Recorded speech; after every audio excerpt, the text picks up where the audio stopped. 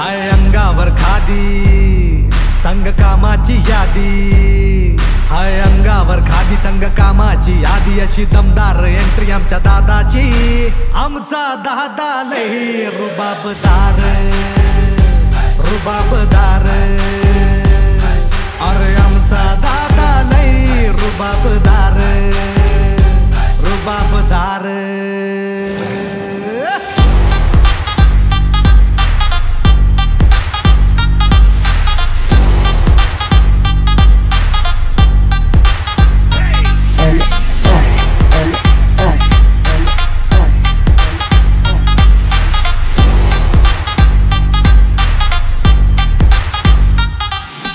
दादाची राहणी हायलय साधी, पण शेटजीच्या कोटाला हाय ती भारी। दादाची राहणी हायलय साधी, पण शेटजीच्या कोटाला हाय ती भारी। कुणी कितीही लावा इडी पिडी हो, कुणी कितीही लावा इडी पिडी हो, उरून उरतो साऱ्यांना तो।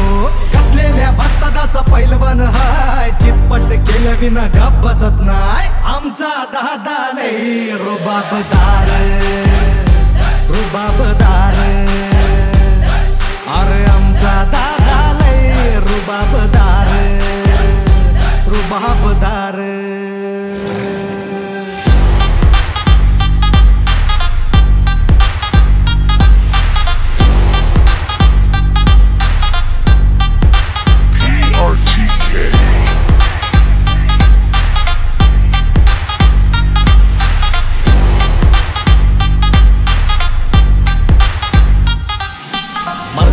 मराठी मातीचा पुत्र हा सह्याद्रीचा, पुत्र हा सह्याद्रीचा। मर्द हाय मराठी मातीचा, पुत्र हा सह्याद्रीचा। दादाची भाषा हाय रांगडी, कनवाळूपणाची त्याला हो जोडी।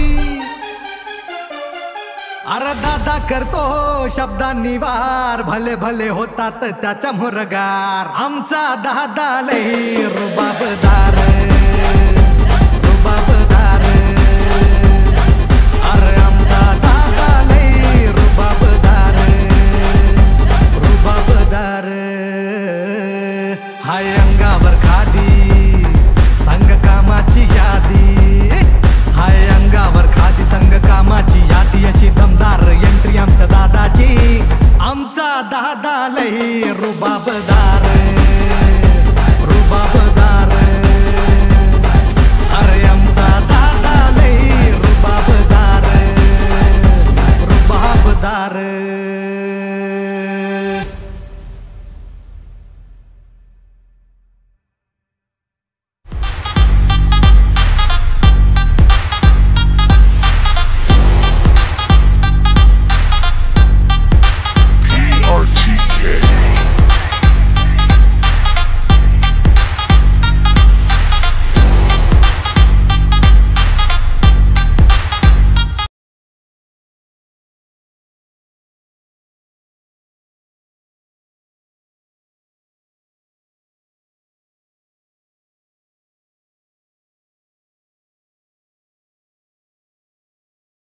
त्याची कांद्याची पेरीची साईज बघा तुम्ही। या जमिनीला मुरुम किती फुटावर? मुरुम लगेच दीड दोन अडीच फुटावर बाग होती राधा, द्राक्षाची बाग होती। चला म्हणजे 82-82 ला द्राक्षाची बाग होती। देतो की ड्रिपर मध्ये पण अमोनिया आणि पोटॅश सोडते की आता त्या मोठ्या उसांना सगळं अमोनिया आणि पोटॅश आणि मायक्रोन्यूट्रंट सोडले आता त्याला, आणि जीवाणू पण सोडतो। बरं ह्या सगळ्याचा खर्च किती होतो? ते 31,000 40 काय पोती काय ती काही टाकले सगळं ते काय 7,000 रुपयाचं ते हे असू होतं। दे ना, सगळा मिळून 31,000 रुपये घेतलं जाते सगळं त्यांना। म्हणजे दादा महत्वाचं मला सांगायचं, 65 फुटवा कमी मागची तुम्ही आला नाही म्हणजे 17,000 दिसतंय। झाड लावले आणि आता आम्ही ते ह्यांना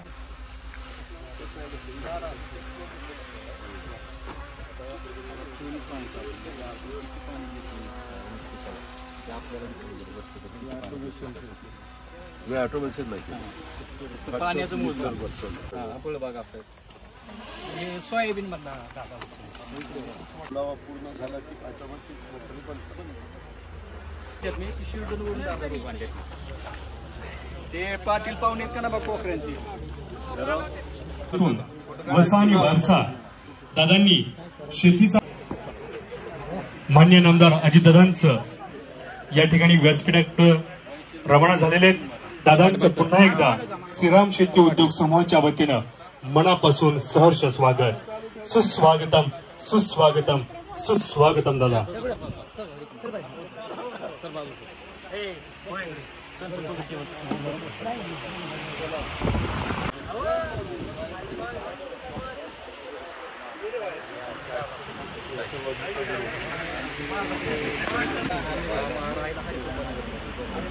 भगत बापू आणि गुलाब ज्ञानदेव भगत नारायण ज्ञानदेव भगत यांचे बन्सीलाल रामचंद्र भगत विलास भगत संजयजी भगत सुनीलजी भगत आणि डॉक्टर यशवंतजी भगत असे ह्या भगत कुटुंबातील एक परिवार आहे. 1960 साली 63 एकर क्षेत्र असून ही 63 एकर क्षेत्र 20 एकर क्षेत्र कॅनल खालील आणि 40 एकर क्षेत्र जिरायती असल्यानं सर्वच शेती काही पिकत नव्हती. त्यातील काही शेती पिकायची. त्यातील लक्ष्मीबाईंनी आपली कंबर कसली आणि खऱ्या अर्थानं ऊस शेती आणि त्याबरोबर तरकारी निर्माण केली आणि ही तरकारी त्यांनी गाव बाजार आठवडा बाजार या ठिकाणी जाऊन विकली आणि आपल्या कुटुंबाला एक चांगल्या पद्धतीनं आर्थिक सहाय्य त्या काळी निर्माण करून दिले. आणि आपल्या जिद्द चिकाटीच्या जोरावरती बापूंनी आणि आबांनी आज जवळपास 110 एकर क्षेत्र निर्माण केलं. 1960 साल ते 2023 साल या सालामध्ये जवळपास 175 एकर क्षेत्राची निर्मिती या श्रीराम उद्योग समूहाच्या वतीनं निर्माण करण्यात आलेली आहे. फक्त ऊस शेती न करता हरभरा ठिबक सिंचन भुसार यासारखे विविध पिके या भगत कुटुंबियांच्या वतीने घेण्यात येत आहेत. तसेच 71 आकड्याचा आमचं नाटक काय आहे की या ठिकाणी सांगावंच वाटतं की माननीय कैलासवासी नारायण ज्ञानदेव भगत यांना पोपन नावाने सर्वजण नाना म्हणायचे आणि नाना हा आकडा ज्यावेळेस इंग्लिश मध्ये आपण 7171 करतो त्यावेळेस नाना तयार होतात. आणि आजही भगत कुटुंबियांच्या प्रत्येक मोबाईलचा नंबर 7171 आणि गाडीचा नंबर सुद्धा 7171 आहे. आणि ही खासियत आहे. आणि त्यांनी आपलं पुढचं उद्दिष्ट ठेवलंय की सोमेश्वर सहकारी साखर कारखान्याला भविष्यात 7171 टन ऊस घालून एक विक्रमी गाळप करून द्यायचंय.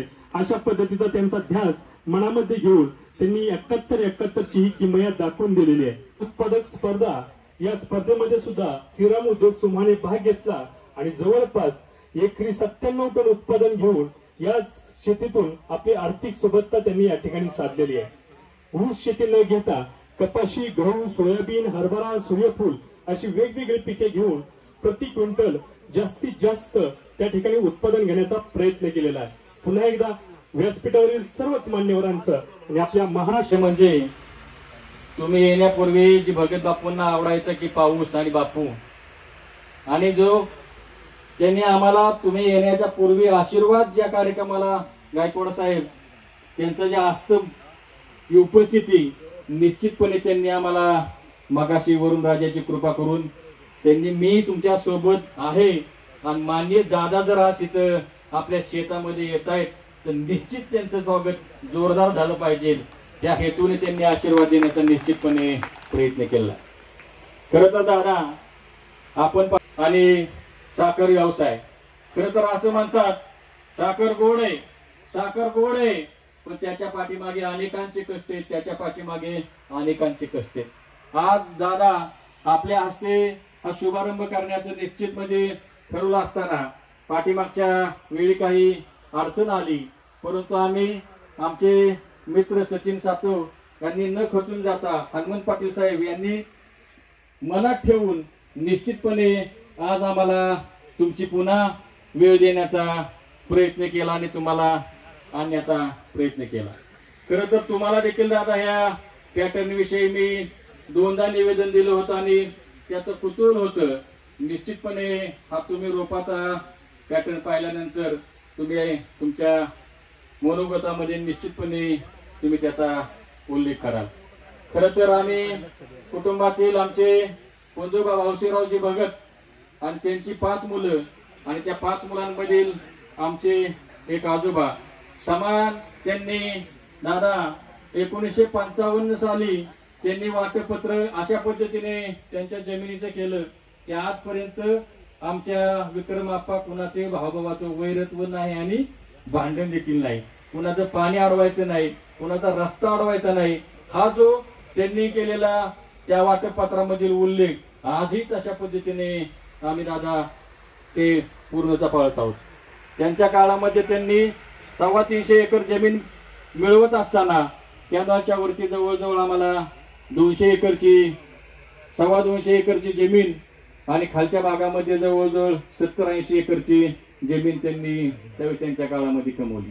आणि आपल्या 5ही मुलांना त्यांनी समान वाटणी देत असताना आमचे आजोबा आणि आमची आजी यांनी दोघांनी आपल्या 3ही मुलांना सोबत घेऊन निश्चितपणे कष्ट करून आजपर्यंत ही जमीन त्यांच्या काळामध्ये वाढवली. नंतर बापूंच्या काळामध्ये वाढवण्याचा प्रयत्न केला आणि आज आम्ही 250 एकर पर्यंत ती जमीन संपूर्णपणे बागायती जमीन आम्ही पिकवत आहोत. खर तर आम्ही आमचं कुटुंब आणि ऊस हे त्या परिसराला नवीन नाही. गेली 50 वर्षे 1975 पासून खर तर बापूंनी या सोमेश्वरच्या कार्यक्षेत्रामध्ये काम करण्यास सुरुवात केली आणि त्यांनी ऊस आणि सोमेश्वर सहकारी साखर कारखाना ह्या 2च गोष्टींवर प्रेम केलं. आणि जे आपल्या सोबतचे त्यांचे कार्यकर्ते होते निश्चितपणे त्यांना देखील त्यांनी जपण्याचा आणि प्रेम देण्याचा प्रयत्न केला. त्यांचीच वाटचाल दादा आपण आपल्या नेतृत्वाखाली 2007 साली माझी आपण सोमेश्वर सहकारी साखर कारखान्याच्या संचालकपदी निवड केली आणि त्याच्यानंतर 2011 साली तुम्ही मला उपाध्यक्षपदाची संधी दिली. दादा आपल्याला माहित असेल की तुम्हाला अजूनही मी काहीच माहित नाही असं म्हटलं तरी हरकत नाही, परंतु आमचे मित्र आहेत, आमचं कुटुंब आहे, त्यांना गायकवाड साहेब मी 100% माहित आहे. माझ्या सवयी माहिती आहेत, माझ्या आवडीच्या गोष्टी माहिती आहेत, मला काय काय आवडतं हे देखील माहिती आहे. व्हाईस चेअरमन झाल्या दादा कुणी मी काय काम केलं असेल तर तुम्ही हे ड्रीप शेती या ड्रीप लोक शेतकऱ्यांनी ड्रीप शेतामध्ये लावलं पाहिजे. जवळजवळ दादा 7,000 एकरामध्ये त्यावेळेस सोमेश्वर सहकारी साखर कारखान्याच्या आणि जैन असेल नेटाफिन असेल त्यांच्या कंपनीच्या मदतीने 7,000 एकरावर दादा आम्ही ड्रीप लावण्याचा प्रयत्न केला. आणि त्या ड्रीप पॅटर्नची दखल सकाळच्या वर्धापन दिनाने देखील घेतली आणि आदरणीय देशाचे नेते पवार साहेब यांनी देखील सोमेश्वर पॅटर्न बारामतीमध्ये मालेगावकरांना सांगितले की तुम्ही सोमेश्वर सारखा पॅटर्न राबवा. म्हणजे कुठेतरी संधी दिली तर निश्चितपणे काहीतरी आपण करून दाखवलं पाहिजे. त्या हेतूने दादा त्यावेळेस काम करण्याचा प्रयत्न केला आणि तशा पद्धतीने दादा मी आजपर्यंत काम करत आहोत. स्वर्गीय भगत बापूंची इच्छा होती की बाकीचे इतर तो व्यवसाय करतो त्याच्यापेक्षा आपल्या घरचे हा शेती व्यवसाय लक्ष दे शेतीकडे पाहण्याचा प्रयत्न कर. परंतु बापूंच्या हयातीमध्ये मला ते जमलं नाही. परंतु बापूंच्या नंतर ते आमच्या विलासराव असतील, संजोना असतील, बंशीधर असतील, डॉक्टर असतील, त्यांच्या सोबत काही काय आपल्या शेतीमध्ये सुधारणा केल्या पाहिजेत, काही काय आपलं टनेज घटलेलं कसं वाढवलं पाहिजे ह्याच्या दृष्टीने दादा प्रयत्न करण्याचं काम केलं. मग पाठीमागच्या 3 वर्षामध्ये दादा जवळजवळ दादा 1,001 दिवसाचा हा माझा ऊस शेतीचा अभ्यास आहे आणि त्या ऊस शेतीच्या अभ्यासाच्या जोरावरच आज आपण हे 4 फुटाच्या अंतराचं रोप लावण्याचा प्रयत्न केला आहे. दादा आपण शेतकरी नुसतं आडवं राबतो आणि निवांत आडवा होतो, परंतु आज ऊस पीक हे आळशी आणि अशिक्षित माणसाचं राहिलेलं नसून ते प्रचंड कष्ट आणि सुशिक्षितपणा त्या ऊस पिकामध्ये आणणं गरजेचे. आज अनेक किडी अनेक प्रकारच्या बुरशी त्या पिकाला आज अडचण निर्माण करत आहेत. तशा पद्धतीने आपण या शेतीमध्ये सुधारणा करण्याची निश्चितपणे गरज आहे. आज आमचं कुटुंब दादा 80 टनापर्यंत अडसल्याचं उत्पन्न घेतं आणि पूर्व हंगाम सुरूचं जवळजवळ 60 टनापर्यंत उत्पन्न घेण्याचा प्रयत्न करते. पाठीमागच्या तुम्ही मार्केट कमिटीच्या ज्या वेळेस आमच्या कुटुंबाचा भुसार माल सर्वाधिक पुरवला म्हणून तुम्ही सत्कार घेतला. दादा भुसार माल पुरवतो किती, गायकवाड साहेब पुरवू किती एखाद्या कुटुंबाने, त्या भुसार मालासाठी दादा श्रीराम शेती उद्योग समूहाच्या बापूंच्या मार्गदर्शनाखाली 2000 साली गहू काढण्यासाठी दादा आम्ही स्वतःचा हार्वेस्टर घेतलं. 60 एकर गहू काढला आणि 1200 क्विंटल बारामतीच्या मार्केट कमिटी पर्यंत आम्ही गहू पुरवण्याचं काम केलं. सतत भुसार मालाचं आम्ही निश्चितपणे तशा पद्धतीने सोयाबीन असेल, सूर्यफूल असेल, हरभरा असेल, निश्चितपणे ते उत्पन्न घेण्याचा प्रयत्न केला आहे. दादा पाठीमागच्या वर्षी आम्ही कपाशी लावली, कपाशीमध्ये आम्हाला थोडीशी अडचण वाटली. ह्या वर्षी आम्ही कपाशी ड्रीपवर लावली आणि दादा तुम्हाला आश्चर्य वाटत असेल, या ड्रीपवरच्या कपाशीचं पाठीमागच्या 2-3 दिवसापूर्वी 2च तोडे झाले आणि त्या 2 तोड्यामध्ये 19 क्विंटल एकरी, असं 2 एकरामध्ये 38 क्विंटलचं आम्ही उत्पन्न घेण्याचा दादा प्रयत्न केला. म्हणजे हे कशामुळे घडतं तर सर्व उपस्थितांना सांगावंच वाटतं की जर का तुमच्या कुटुंबामध्ये एकी असेल, जिद्द असेल, चिकाटी असेल, एकमेकावर विश्वास असेल, आम्ही तर म्हणतो की कुटुंबातील व्यक्तींनी वाटून वाटून जमिनी घेण्यापेक्षा वाटून वाटून तुम्ही जबाबदारी घ्या. निश्चितपणे ते कुटुंब पुढे गेल्याशिवाय राहणार नाही. असा जो बापूंचा आम्हाला मौलिक असा सल्ला आहे तो निश्चितपणे आम्ही तो सल्ला आजपर्यंत पुढे नेण्याचा 5ही जण भाऊ आणि आमचे आम्हाला साथ देणारे आमचे 2 मेहुणे संदीप आणि प्रदीप निश्चितपणे आमच्या सुखदुःखात असतील. बरेच इथं विजयभाऊ असतील, लालाभाऊ असतील, सोमनाथ काका असतील, भुरे काका असतील, सर्व आमचे संचालक मंडळातील आजी माजी सहकारी असतील, सोबतचे सहकारी असतील. निश्चितपणे आमच्या विचारांच्या सोबत त्यांनी राहण्याचा प्रयत्न केलाय. आमच्या गावचे इथं उपस्थित असणारे सभासद असतील, ग्रामस्थ असतील, काही का असाना, परंतु भगत कुटुंबे आणि सोमेश्वर सहकारी साखर कारखाना आहे तोपर्यंत असलं पाहिजे ह्या भूमिकेतून निश्चितपणे आम्हाला तसा पाठिंबा देण्याचा दादा प्रयत्न करत असतात.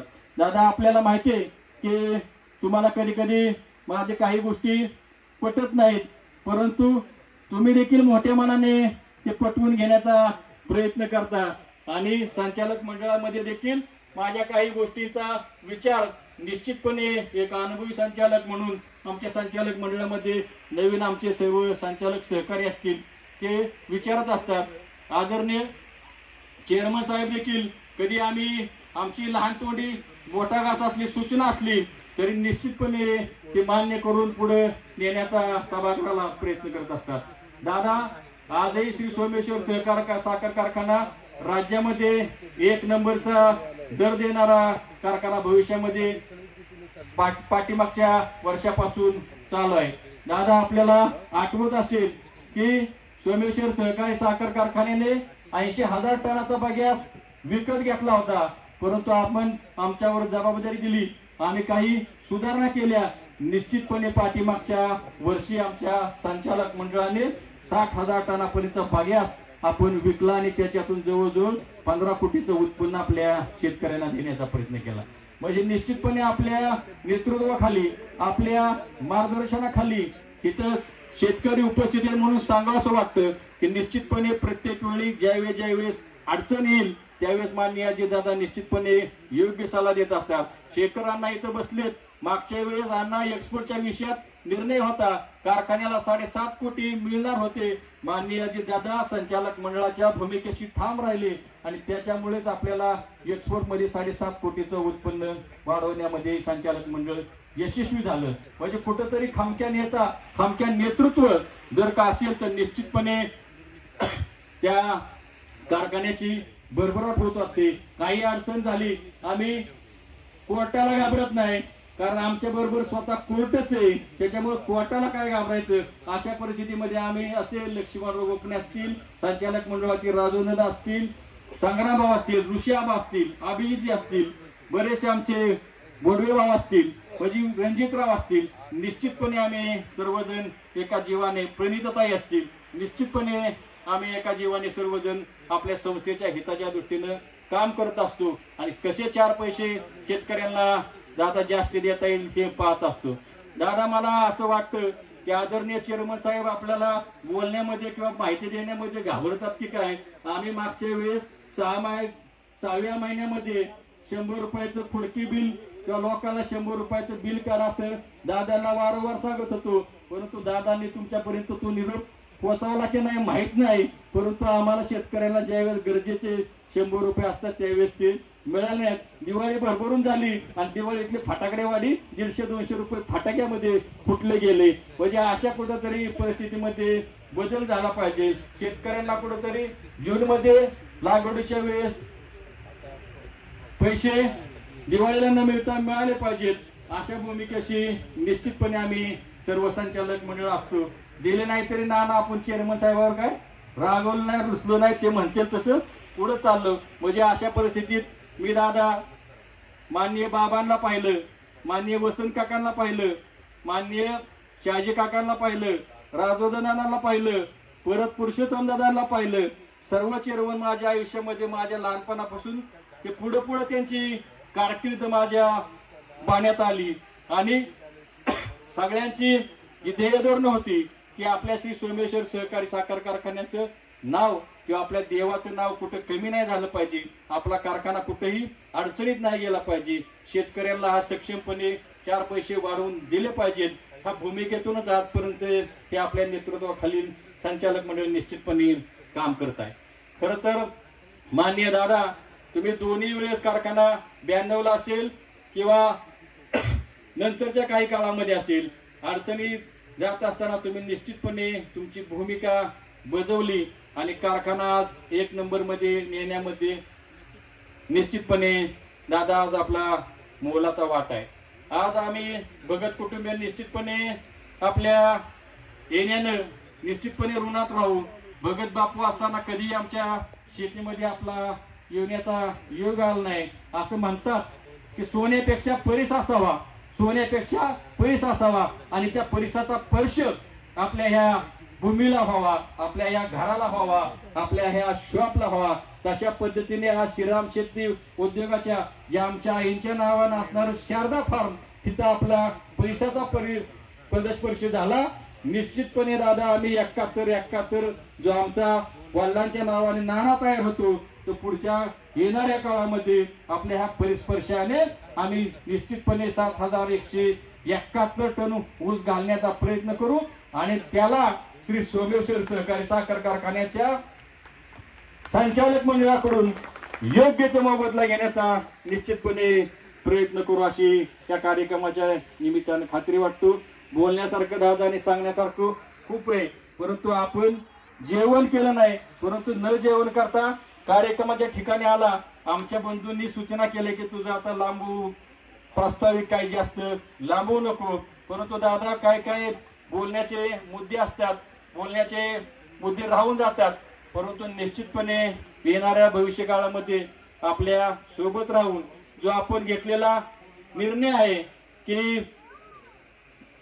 आघाडी सरकारमध्ये आपलं जे आज तिघांचं मिळून सरकार आहे त्या सरकारने जे ऊस शेतीच्या बाबतीत जे काम केले निश्चितपणे हमीभाव असेल, इथेनॉल असेल, टॅक्स माफी असेल, हे ऊस शेतकऱ्यांच्यावर मोठं त्या सरकारने कर्ज केले, कर्ज रूपी हे कर्ज केलेलं आहे. तर निश्चितपणे आपण त्या सरकारबरोबर अर्थमंत्री आहात. निश्चितपणे आम्ही सर्व कार्यकर्ते आपल्या सोबत राहण्याचा भविष्य काळामध्ये प्रयत्न करू. बारामतीने राज्याला नेतृत्व निश्चितपणे दिले, देशाला दिले आणि इथून पुढे राज्याला नेतृत्व आपल्या रूपाने देण्याचं काम निश्चितपणे बारामतीकर गायकवाड साहेब आपण करू. या कार्यक्रमाच्या निमित्तानं अशी खात्री देऊशी वाटतं.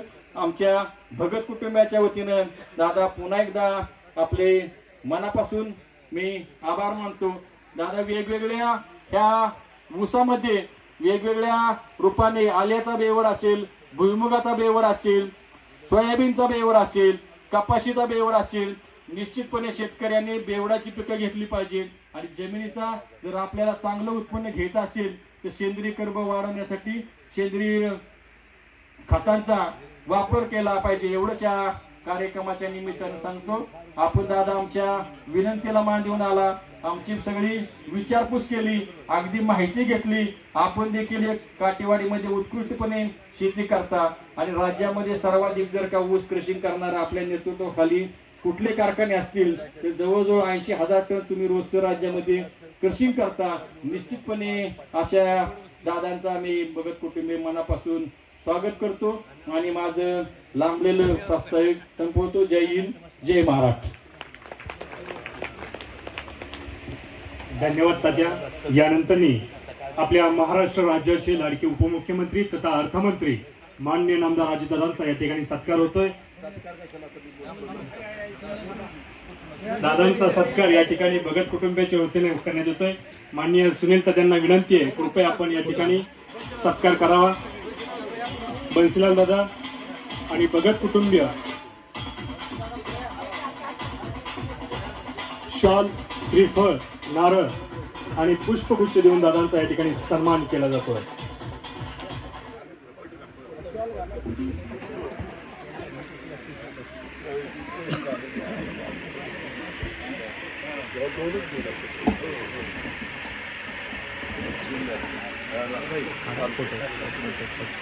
या ठिकाणी दादांचा सत्कार सन्मानित श्रीराम उद्योग समूहाच्या वतीने करण्यात येतोय.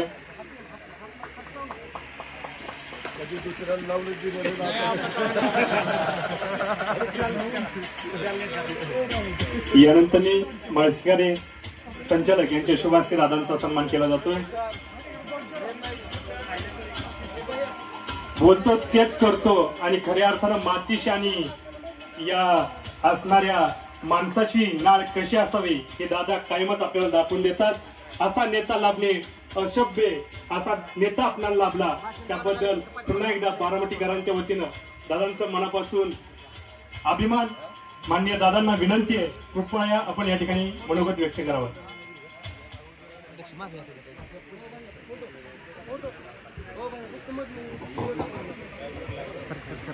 आपल्या कारखान्याचे विद्यमान चेअरमन पुरुषोत्तम दादा जगताप, व्हाईस चेअरमन प्रणिताताई खोमणे, संगत जोळकर, राजवर्धन शिंदे, सचिन सातव, मदनराव देवकाते, पोपटराव गावडे, माणिकराव तांगडे, विजयकुमार सोरटे, रमाकांत गायकवाड, सोमनाथ सोरटे, शेखर खंडागे, लालासाहेब नडोणे, दादासाहेब मानशिकरे, रवींद्र खोमणे, आपल्या गावचे सरपंच, बाळासाहेब जगदाळे, वामनराव घुरे, नंदकुमार मोरे, विक्रम भोसले, हनुमान शेळके, हरदेव भोंगवे, लक्ष्मण गोखले, शैलेश रासकर, अनेक कार्यकर्ते माझ्या जिराई भागातील आणि बागायती भागातील प्रतिष्ठित शेतकरी बंधू भगिनी, आमच्या भगत परिवारातील त्यांनी आवर्जून मला बोलवलं, आपण पण इथं आला. शेवटी शेतकरी ही तुमची माझी जात आहे आणि त्या शेतीतलं उत्पन्न काढूनच आपण आपले प्रपंच, आपल्या मुलाबाळांचं भलं करू शकतो. म्हणून अनेक वर्ष जे भगत कुटुंबीय त्या परिसरामध्ये रामचंद्र बापू भगत असतील, नारायणराव भगत असतील किंवा गुलाबराव भगत असतील, त्यांचे वडील असतील, त्यांचे पंजोबा असतील, आजोबा असतील, अशा सगळ्यांनी खूप कष्टाने, अनेक जण कष्टाने मला दोघांना कोंबड्यांची पण आठवण, त्यांची परिस्थिती अतिशय उत्तम असायची, नतवंडांची उत्तम असायची.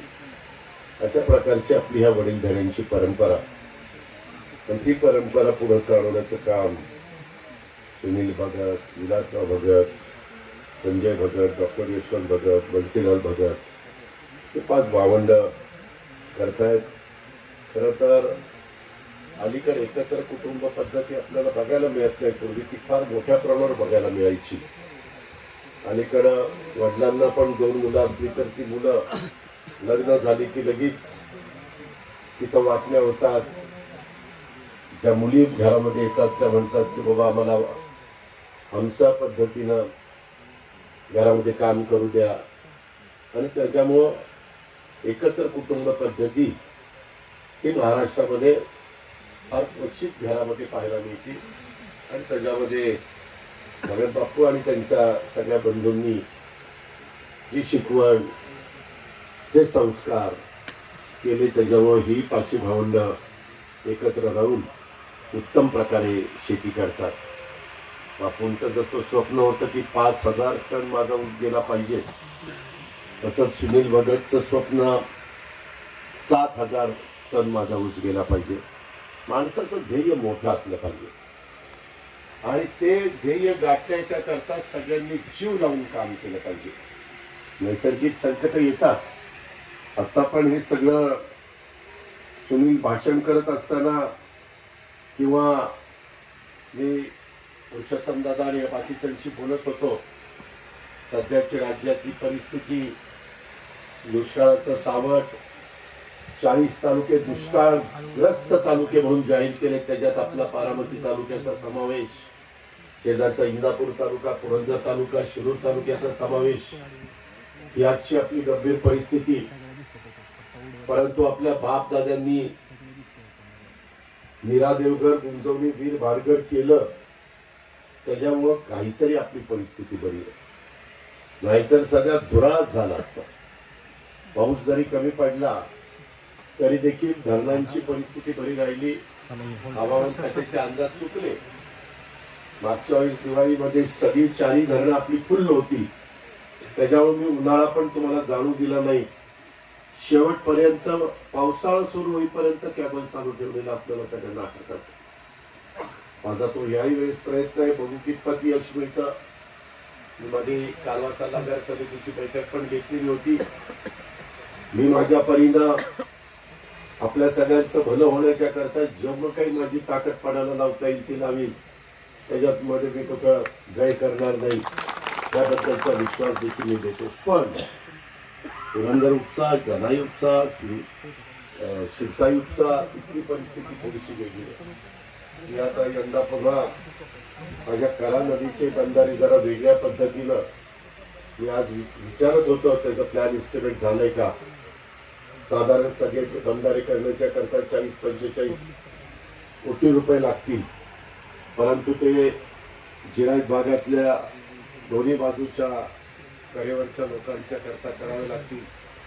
तीच गत आता मदतराव मी गाडीत बोलत होतो त्यावेळेस मीरा नदीची पण अवस्था फार बिकट आहे. यंदा वीरचं पाणी ओव्हरफ्लो झालंच नाही. नेहमी वीरचं पाणी एवढं ओव्हरफ्लो होतं की आपले बंधारे दिवाळीमध्ये सगळे फुल्ल भरलेले असतात. आज मात्र मीरावागज म्हणतंय की आमच्याकडं पाण्याचं बघा, कामेश्वर म्हणते बघा, शिरवली म्हणते बघा. सगळ्यांची मागणी आहे, सगळ्यांना काळजी पडलेली आहे. केशवरावांचे फोन येतात, बाकीच्या कार्यकर्त्यांचे फोन येतात. आता मदनराव पण तेच सांगत होते, सकाळपासून मी आणि माझे सहकारी फिरतोय. 6 वाजल्यापासून आज ती रेस होती मॅरेथॉन आणि त्याच्यामुळं ग्रामपंचायतीच्या निवडणुका झाल्यानंतर दिवाळीत जरी आलो होतो तेव्हा मी आवाहन केलेलं होतं. थोडं डेंग्यू सारखा आजार झालेला होता म्हणून मी कोणाला भेटत नव्हतो. डॉक्टरांनी सांगितलेलं होतं जरा काळजी घ्या, मास्क लावा आणि त्याच्यामुळे दिवाळीत काही जास्त कोणाला मला भेटता आलं नाही. पण आज बरेच दिवसांनी आल्यामुळं गर्दी प्रचंड होती. त्याच्यामुळे खूप जणांच्या सरपंच, उपसरपंच, हरिभाऊ वगैरे पण सगळे होते. हनुमंत होता. जरा यांची गैरसोय झाली. सकाळपासून ताटलेले होते सगळेजण आणि बऱ्याच दुपारी मी या सगळ्यांना भेटलो. पण कामं पण आपलीच चाललेली होती. अधिकाऱ्यांशी बोलत होतो, मार्ग काढत होतो. काही वेळेस मुंबईला पण फोन करणं, पुण्याला कलेक्टरला फोन करणं ते आपलं कर्तव्य आहे. शेवटी माझ्या ग्रामीण भागातले, शहरी भागातल्या सगळ्यांचं समाधान झालं पाहिजे. त्यांनी टाकलेल्या विश्वासाला कुठं तडा जाऊन देता कामा नये याबद्दलची काळजी ही आपल्याला घ्यावी लागते. आज मी तर आश्चर्यचकित झालो, परंतु शेवटी तुम्ही ते सगळं बारकाईने बघत असता. त्याच्यामध्ये मी सुनीलला पण प्लॉट बघत असताना सुनीलची आणि त्या ठिकाणी विलासराव आणि बाकीच्या सगळ्यांशी चर्चा करत असताना मला ही काळजी होती आहे की यंदा पाऊस कमी झालेला. दुष्काळ जाहीर झाला म्हणजे पाऊस कमी झालेला, पण टनेज वाढलेलं म्हणजे असं मला पुरुषोत्तम दादांनी सांगितलं. त्याच्यामध्ये मला मी दुष्काळात पडलो असं का, तर त्यांचं मत असं आहे. प्रत्येकाची मतं असू शकतात, माझं वेगळं असू शकतं, विजयकुमारचं वेगळं असू, सगळ्यांचीच वेगवेगळी असू शकतात. त्यांनी पुरुषोत्तम दादांचं म्हणणं की दादा साधारण मापात पाणी, आपला कॅनॉल तर चालू होता, त्याच्यावर कार्यकर्त्यांनी मापात पाणी दिलं, म्हणजे ज्यांना डायरेक्ट कॅनॉलवरून किंवा कॅनॉलच्या जवळ विहिरी असून किंवा सायपन लावून पाणी वगैरे घेतात, शेवटी पाणी सर्वांचंच आहे. आणि त्याच्यामुळं कदाचित टनेज वाढलं असेल. इतर वेळेस कधी कधी जास्त पाऊस, हेही पाणी आणि पावसाचंही पाणी मग मुळे आपण पुसतात. पण ही परिस्थिती माझ्या जिरायत भागामध्ये, आता लालासाहेब पण इथं बसले, तिथं राहणार नाही असं माझा अंदाज आहे. पण इकडच्या भागामध्ये सुनील पण मग अशी म्हणलं होतं टनेज वाढलं. साधारण जुना कारखाना, जुना प्लांट आपल्या कैलासवासी मुकुटराव काकडे उभा केलेला, तो आपला 3,000 चाललाय, नवीन आपला 6,500 चाललाय. मागच्या वेळेस शेवटी आपला मार्च मध्ये सुरू झाला, आता 9,200, 300, 400 कारखाना चाललेला आहे. एक समाधान आहे, आत्ताच्या घडीला तरी संपूर्ण जिल्ह्यामध्ये की बहुधा राज्यामध्ये देखील सगळ्यात चांगली रिकव्हरी आपल्या सोमेश्वर सहकारी साखर कारखान्याची आहे. 10-15 आणि बेची 10-34. आता BAV पण आपण सुरू केलेलं आहे, त्याच्यावर थोडीशे त्याच्यात काही फरक जाणवे. पण माझं सतत त्यामध्ये मी मधून पुरुषोत्तम दादांना, केशवरावांना, प्रशांतला फोन करत असतो. प्रशांतची पण खूप अडचण होती छत्रपतीची, त्यांनाही बऱ्यापैकी रक्कम कमी व्याजाची उपलब्ध करून दिली, 100 कोटीपेक्षा जास्त. त्यांनी 14% बुलढाणा बँकेचे पैसे उचललेले होते. युनियन बँकेचं काहीतरी खातं ते सीज करत होते, असं सगळं झालं होतं. आणि त्याच्यात पण जसं आपण एकेकाळी थोडं अडचणीत होतो, त्या अडचणीतून बाहेर काढण्याच्या करता तुम्ही साथ दिली, बोर्डांनी लक्ष घातलं, अधिकाऱ्यांनी सहकार्य केलं, कामगार राबला आणि शेतकऱ्यांनी पण त्याच्यामध्ये एक विश्वास आमच्यावर दाखवला. म्हणून आपण बाहेर पडलो आणि आज राज्यात सरसकट 3,350 रुपये भाव देऊन दाखवला. मित्रांनो, मी बघितले किती दिलं तर लोकांना अजून द्यावं असं वाटतं. म्हणजे बाकीकडं तर 2300 रुपये, 2400 रुपये, 2500 रुपये मिळत नाही.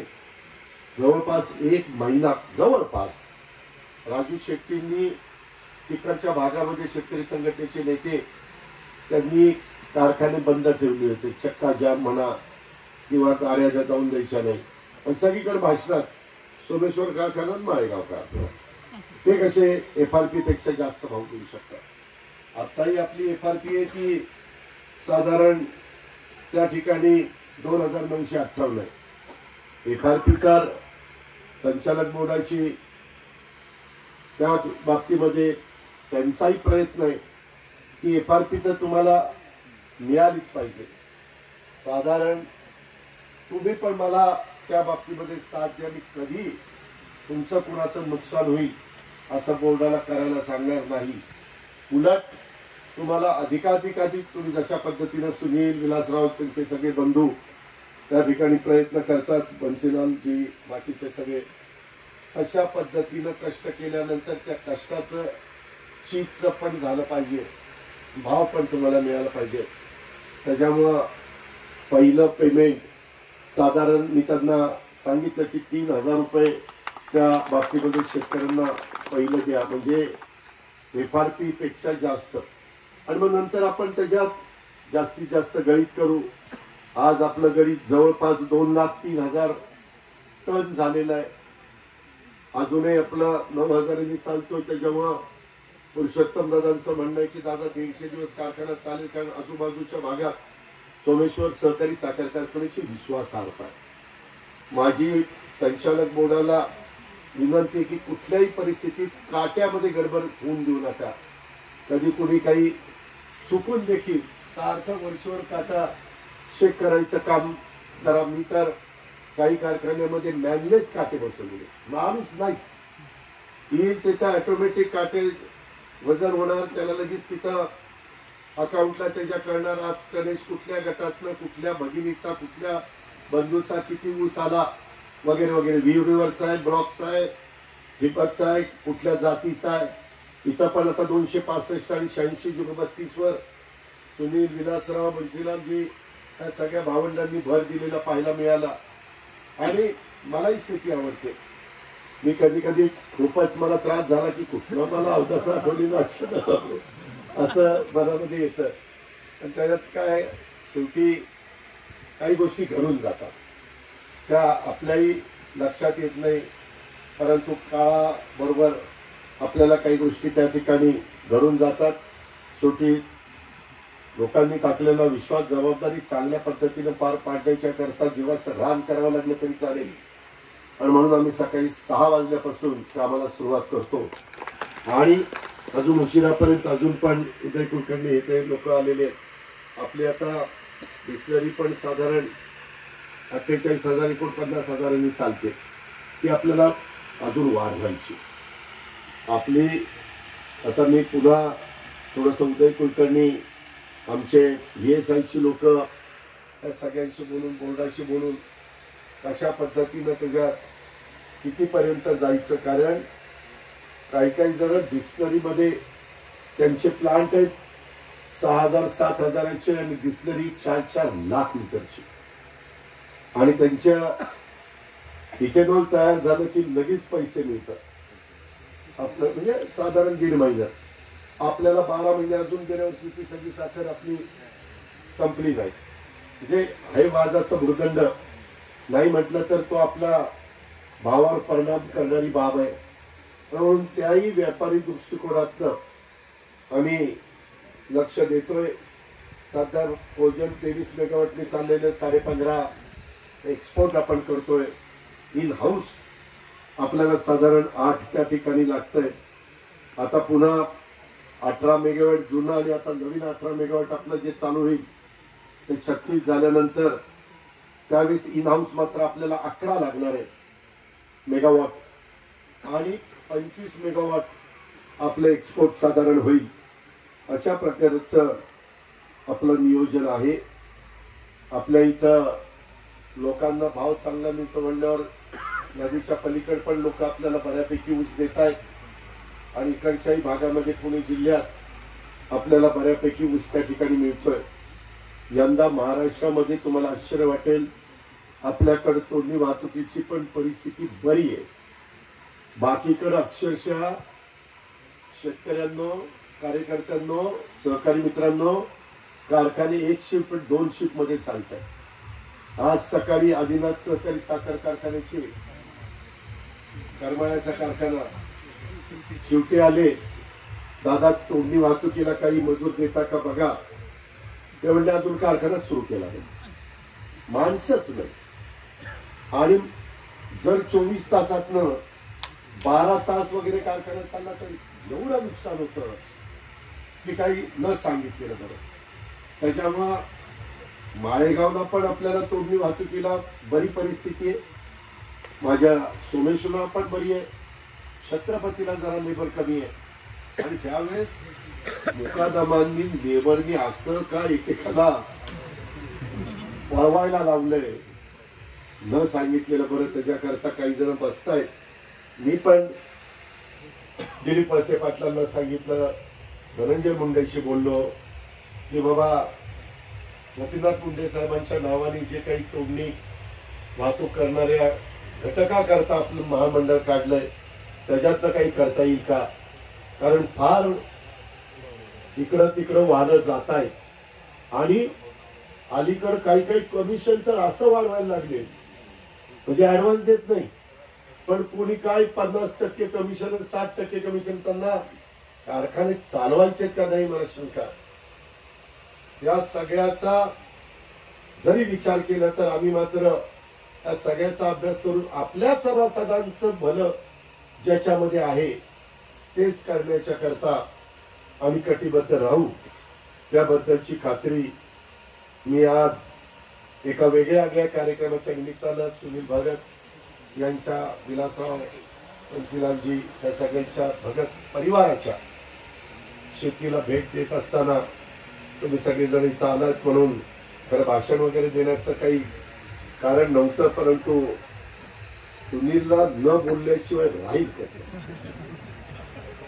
त्याच्यामुळं त्यांनी बोलायला सुरुवात केली आणि मलाही बोलायला भाग पाडला. श्रीराम ऊस लागवड पॅटर्नला सदिच्छा भेट द्यावी असं बरेच दिवस सुनील भगत मला सांगत होते आणि त्याच्यामुळे मी आज आलो. एक आदर्श कुटुंब म्हणून त्यांच्याकडे बघितलं जातं. गुण्या गोविंदानी हा सगळे परिवार राहतो. मी पण प्रार्थना करतो की त्या गुण्या गोविंदाला कुठं दृष्ट लागून देऊ नको. पुढच्याही पिढ्या असंच त्यांनी सगळ्यांनी एकोप्याने राहावं आणि गेले 3-3.5 दशक त्याच्यामध्ये रामभाऊ बापू भगत हे डायरेक्टर म्हणून आपल्या सोमेश्वरला काम करत होते. वैश्य म्हणून त्यांनी त्या ठिकाणी काम केलंय. त्यांची आठवण तर मला प्रकर्षाने त्यांनी मी राजकीय जीवनामध्ये ज्यावेळेस 91 साली सुरुवात केली बँकेला उभा राहिलो त्यावेळेस पश्चिम भागामध्ये ज्यांनी मला आशीर्वाद दिले, साथ दिली, त्याच्यामध्ये जी नावं घेता येतील त्याच्यामध्ये बापूंचं नाव फार वरच्या क्रमांकाने घ्यावं लागेल. आणि अशा पद्धतीनं त्यावेळेस पासून तसा राजकीय त्यांचा माझा वेगळे विचार होते.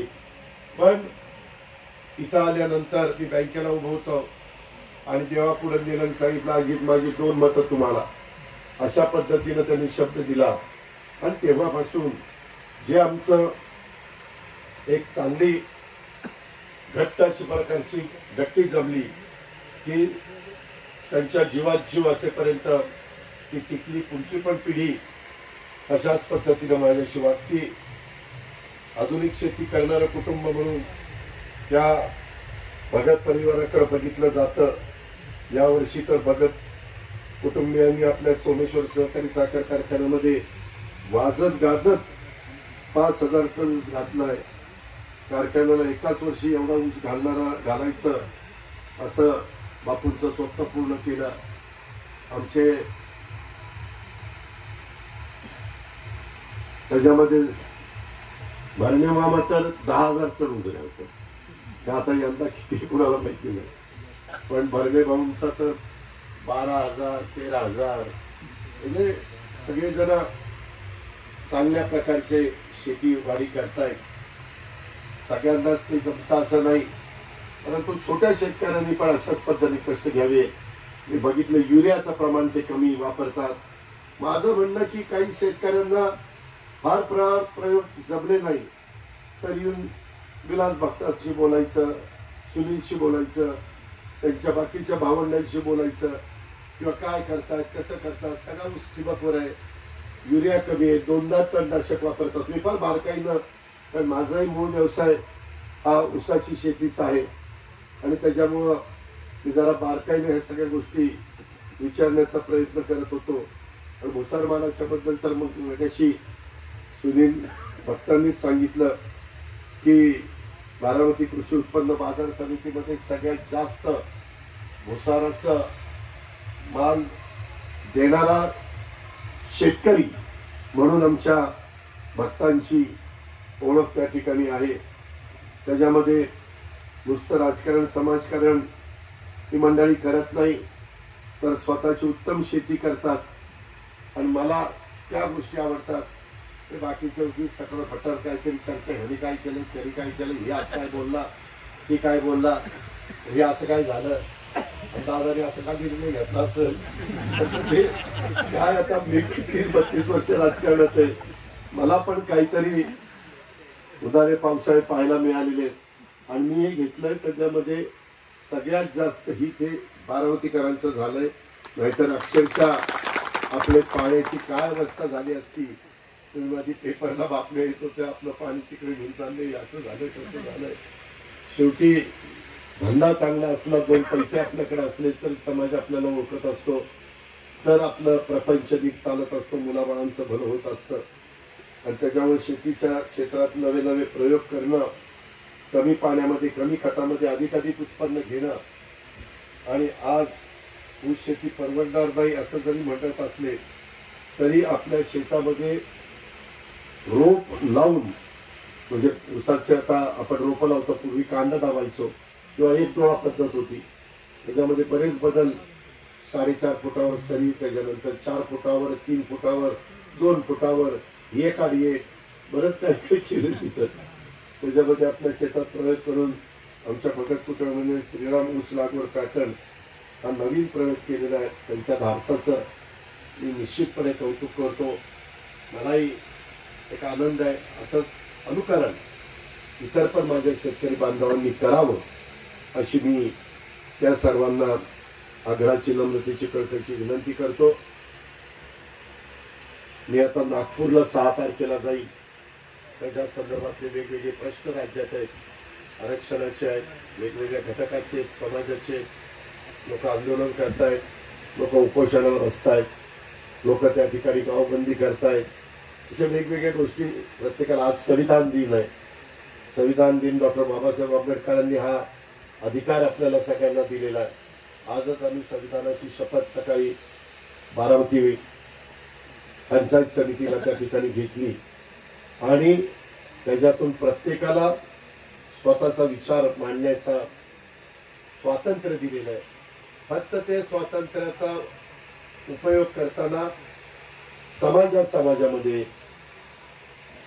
जातीमध्ये अंतर पडणार नाही तेढ निर्माण होणार नाही दरी पडणार नाही प्रत्येकाने ते मागत असताना जेवढं काही इतरांना धक्का न लागता इतरांच्या तोंडातला घास काढून न घेता राहिलेल्यांना पण कायद्याच्या नियमाच्या चौकटीमध्ये सुप्रीम कोर्टात हायकोर्टामध्ये टिकेल अशा पद्धतीनं आम्ही अभ्यास गट नेमलेला आहे रिटायर न्यायाधीशांना त्याच्यामध्ये अभ्यास करायला सांगितलेला आहे त्यांची कमिटी केलेली आहे इतरांची कमिटी केलेली आहे त्याच्या संदर्भामध्ये आपण आता आजूबाजूच्या राज्यांच्या मध्ये काय चाललेलं आहे त्याचा साधारण आढावा घेतोय मध्ये बिहारनी काही टक्के आरक्षण वाढवलं तसं आपलं आता दिलेलं आरक्षण SC, ST, NT, OBCचं 52%,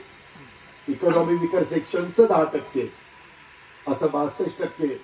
त्याच्यात आणखीन काही वाढ करता येईल का ती केली तर ते आपलं कसं टिकलं पाहिजे त्याच्या संदर्भात मागास आयोगाने पण त्या वेगवेगळ्या घटकांना हे मागास आहे असं त्या ठिकाणी सिद्ध केलं पाहिजे ते सिद्ध करण्याच्या करता जे काही अभ्यास आणि इतर माहिती गोळा करावी लागते ती जी सुप्रीम कोर्टाला आणि हायकोर्टाला मान्य होईल त्याबद्दलचा प्रयत्न हा एकनाथराव शिंदे देवेंद्र फडणवीस आणि आम्हा सगळ्यांचा चाललेला महायुतीच्या सरकारच्या माध्यमातून त्या असलेल्या अशा काही प्रसंगातनं राज्याला पुढे कसं नेता येईल केंद्राचा निधी राज्याला कसा जास्तीत जास्त आणता येईल नरेंद्र मोदी साहेबांच्या नेतृत्वाखाली जो देश पुढे मार्गक्रमण करतोय त्याच्यामध्ये आणखीन आपल्याला काय हातभार लावता येईल आणि सर्व धर्म समभाव शाहू फुले आंबेडकरांचा विचार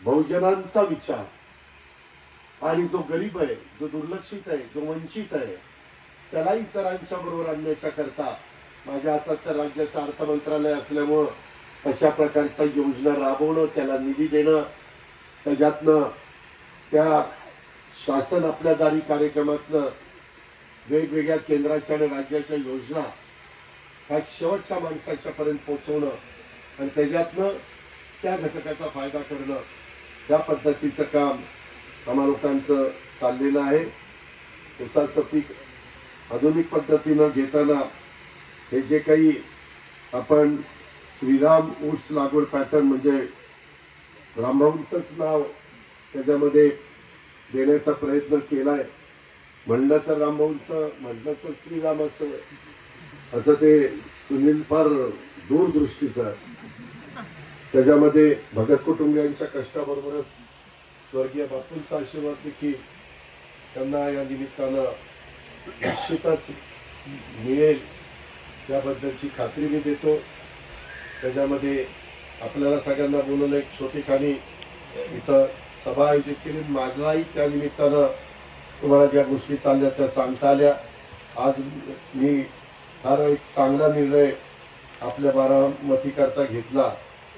24 नोव्हेंबरला त्याचे आदेश निघाले. ॲग्रिकल्चर डेव्हलपमेंट ट्रस्ट, त्याच्यामध्ये ADT बारामती येथे हे केंद्र श्री अन्न उत्कृष्टता स्थापन करण्याचा GR आपण काढला आणि त्याच्यामध्ये आपल्या राज्य सरकारचे साधारण 4 कोटी आणि केंद्र सरकारचे 2.25 कोटी हा निधी उपलब्ध केलेला आहे. अशा प्रकारचा प्रयोग ज्यावेळेस आमचे शेतकरी करतात त्यावेळेस आणखीन आपण केंद्राच्या राज्याच्या योजनेचा पण फायदा माझ्या शेतकरी वर्गाला देण्याच्या दृष्टिकोनातनं आणि त्याच्यामध्ये महाराष्ट्रामध्ये मिलेट्सला प्रोत्साहन देण्यासाठी शासकीय अधिकारी यांना तांत्रिक सहाय्य दिलं पाहिजे. तसं आज मी त्यांच्याशी बोलून माझ्याही काही ज्ञानात भर पाडण्याचा प्रयत्न केला. तसं अनेक प्रयोग होतात आणि ते माझ्या शेतकऱ्यांच्यापर्यंत पोहोचवणं, त्या शेतकऱ्यांच्यापर्यंत पोहोचवण्याच्या आधी त्या कर्मचाऱ्याच्या, त्या अधिकाऱ्याच्या पर्यंत पोहोचवण्याच्या करता या प्रकल्पामुळे राज्यातील तमाम शेतकऱ्यांना, शेतकरी उत्पादित कंपन्यांना भरड धान्य लागवड यांच्या बी बियाण्यांचा पुरवठा, त्यापासून जसं ज्वारीपासून ज्वारी डोसा मिक्स, उपमा, खिचडी, चिवडा, इडली मिक्स बिस्किट, शेवई, केक, बाजरीपासून उपमा, पकोडा, थालीपीठ, नाचणीपासून लाडू, चकली, केक, वरीपासून वरी म्हणजे आपण उपवासाला त्या ठिकाणी घेतो ते, वरीपासून बर्फी, समोसा, वरतीपासून कटलेट, पिझ्झा, कोडापासून पुलाव, उपमा इत्यादी पदार्थ तयार करण्यासाठी राज्यातील मिलेटचे प्रस्तावित केंद्र फायदेशीर ठरणार आहे. हे महाराष्ट्रातलं पहिलं सेंटर होतंय, देशातलं दुसरं होत आहे. आणि मित्रांनो, कधी कधी मी तुमच्याकरता या योजना आणतो. मी त्यावेळेस मुख्यमंत्र्यांची, माझी, देवेंद्रजींची, धनंजय मुंडेंना हा प्रस्ताव मी तयार करायला सांगितला आणि तो केला. तुम्हाला काही वर्षांनी लक्षात येईल किंवा हे जे अजित पवारांनी त्यावेळेस दिलं त्याचा फायदा आपल्या भागाला पण, आपल्या परिसराला पण, आपल्या आजूबाजूच्या जिल्ह्यातल्या शेतकऱ्याला पण कशा पद्धतीनं होतोय ते निश्चितपणे त्याच्यामध्ये प्रमोद नलवडे, आपले निलेश नलवडे त्यांनी फार प्राचार्य, त्यांनी फार आग्रह माझ्याकडे केलेला होता आणि त्या स्मार्ट प्रकल्पाअंतर्गत आपण ते केलंय. मीडियाने थोडंसं वेगळं बातम्या चालवलेलं आहे की सोलापूरचं ते अजित पवारांनी पळून आणलं. हे पळून नेणारा माणूस नाही, सोलापूरचं सोलापूरलाच मिळणार आहे. त्याच्याबद्दल दुमत असायचं काही कारण नाही. माझ्या सोलापूरच्या काही आमदारांशी पण बोलणं झालं, पण काही माहिती न घेता बातमी एकतर्फी ऐकली की लगेच काहीतरी उत्तर देऊन मोकळे होतात आपल्या भागातल्या लोकांना बरं वाटण्याच्या करता. आता मध्ये पण मला डेंग्यू झाला, डॉक्टरांनी 15 दिवस मला ते त्रास झाला, तर काही जण म्हणले ह्याला राजकीय आजार झाला. ही सगळे त्या वातावरण म्हणले महाराष्ट्रात वेगळे, त्याला कुणीतरी काहीतरी प्रश्न विचारेल, तो ह्याला राजकीय आजार झाला. आता काय बोलू, हे कधी असलं राजकीय. ज्यावेळेस आपण त्या क्षेत्रात काम करतो त्यावेळेस त्याच्यामध्ये निर्माण झालेल्या परिस्थितीतनं पळ काढायचं नसतं, त्याला सामोरं जायचं असतं. त्याच्यातनं लोकांना वस्तुस्थिती खरी काय आहे ती लक्षात आणून द्यायची असते आणि त्याच्यात इतरांना पण मदत कशी होईल, मागणाऱ्यांच्या मागण्या पूर्ण करण्याच्या करता त्या सगळ्या नियमाच्या चौकटीत कसं बसवता येईल याबद्दलचं पूर्णपणे काम करायचं, अशा पद्धतीनं आपण जात असतो. आल्यानंतर अतिशय प्रेमाने भगत परिवारांनी स्वागत केलं. उत्तम सगळी जर भावंड काम करतात त्याबद्दल त्यांना व्यक्तिशः शुभेच्छा, आपल्या सर्वांच्या वतीनं शुभेच्छा. आणि असाच नवीन प्रयोग इतर पण माझ्या शेतकरी वर्गाने आपल्या आपल्या भागात ज्यांना शक्य असेल त्यांनी त्या ठिकाणी करावे. आणि आपला टनेज वाढवण्याचा प्रयत्न, आपलं ईल्ड वाढवण्याचा प्रयत्न, आपलं उत्पन्न वाढवण्याचा प्रयत्न, आपला मुलाबाळांना संसाराला अधिक आर्थिक पाठबळ देण्याचा प्रयत्न करावा. आमची जबाबदारी संस्था चांगल्या चालल्या पाहिजेत. त्या संस्था चांगल्या चालण्याच्या करता आम्ही कुठेही कमी पडणार नाही हा शब्द देतो आणि थांबतो. जय हिंद, जय महाराष्ट्र. धन्यवाद दादा. चला जेवायचं. उपस्थित सर्वच मान्यवरांचं श्रीराम उद्योग समूहाच्या वतीने आभार.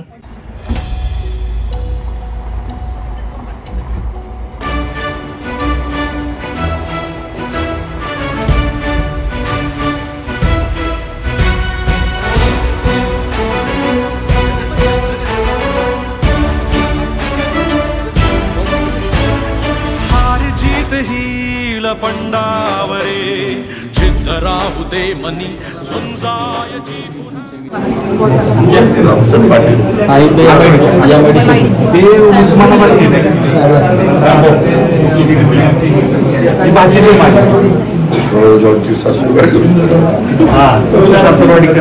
दादा आमच्या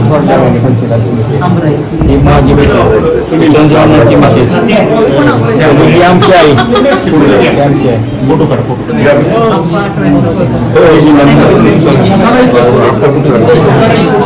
दादा दादा हे आमची बी आहे कल्याण ब्रह्माशी शेती करतात. इंजिनिअरिंग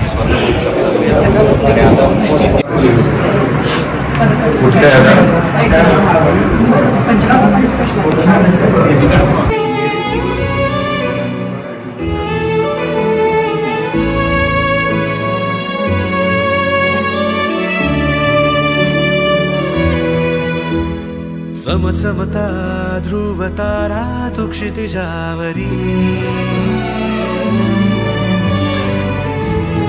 लखलखती बिजली तुझ्या तरी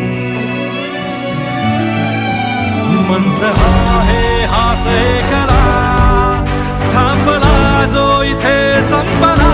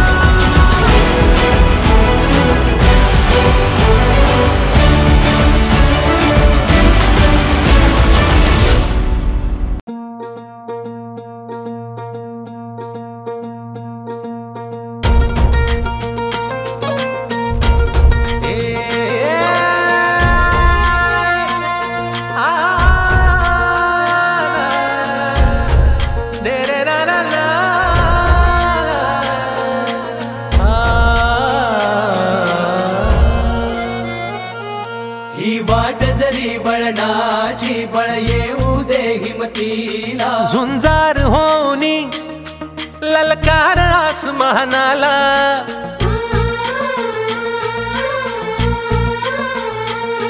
लावून कपाळी माती घ्यायचे पक्ष तिच्या पाठी हुंकार भरारीसाठी पेटू दे मनाच्या वाती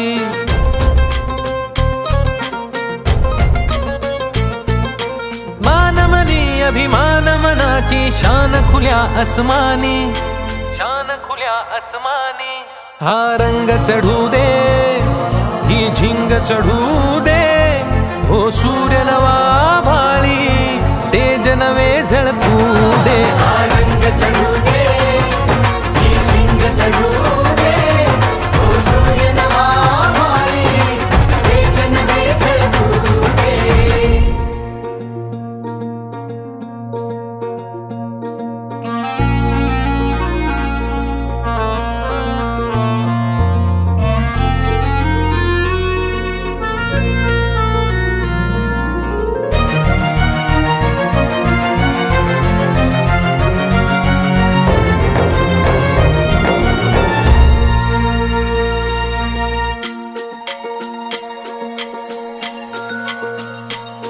घे ममता मायेची रे सोबतीला मातीचा गंध जरासा घे सोबतीला घामाच्या थेंबा मधुनी अंकुर उगवूनी यावा अंगार नव्या धमन्यांचा रुजवात बनूनी जावा शिवधनुष्य घे पेलूनी सामर्थ्याला वपणाला हा रंग चढू दे ही झिंग चढू दे हो सूर्य नवा वाळी तेज नवे झळकू दे हा रंग चढू दे ही झिंग चढू दे हो सूर्य नवा वाळी तेज नवे झळकू दे